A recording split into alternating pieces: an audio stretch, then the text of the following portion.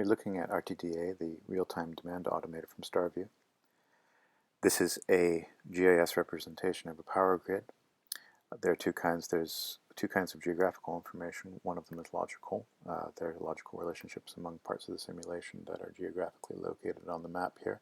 And this is the load profile in this chart of various things that we're simulating in the system. The blue is the general base profile for the power during a day, 24-hour period, and then these electric vehicles are being simulated and their effect on the system are being modeled in the curve sums that you can see at the top here.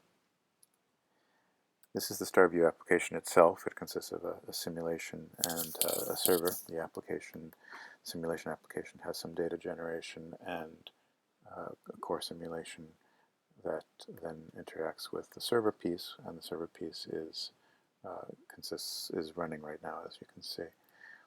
The simulation itself consists of this hierarchy of substations along with charge points that are hanging off of it, and electric vehicles that have various behaviors. The charge points have various typology, work, home, public, etc. These are electric vehicles with various kinds of charging behaviors, charging mechanisms, and these are commuters, and the commuters have various behaviors that we're, ranges of behaviors that we're simulating, and as these interact with the electric vehicle state, we get movement of the vehicles, and this is what we're movement of the vehicles and the subsequent effect on the charge points and the subsequent effect on the load of the system. To give you an example of scenario planning with this, if we were to change the behavior of the batteries that are in the electric vehicles, for example, say that the batteries, when they're charging at the charge points, take 10 kilowatts instead of 1 kilowatt, and their capacity is 10 kilowatt hours. And we rerun the application with these parameters, we get a situation that's a problem, and this is the one that we're going to address in a moment. You can see that the charge loads are much higher. They actually go over this threshold that we consider to be a problem threshold for the demand on the network load.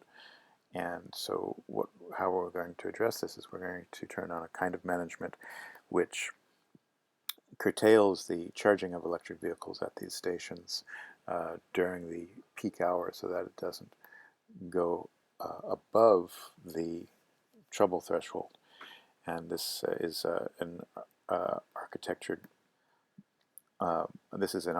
in the simulation that distributes the detection of the overall network load so that the local charge points can turn off.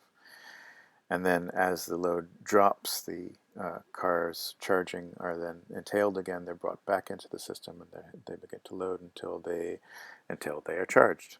And this is the interaction of our model with our management system to resolve the problem in this particular scenario.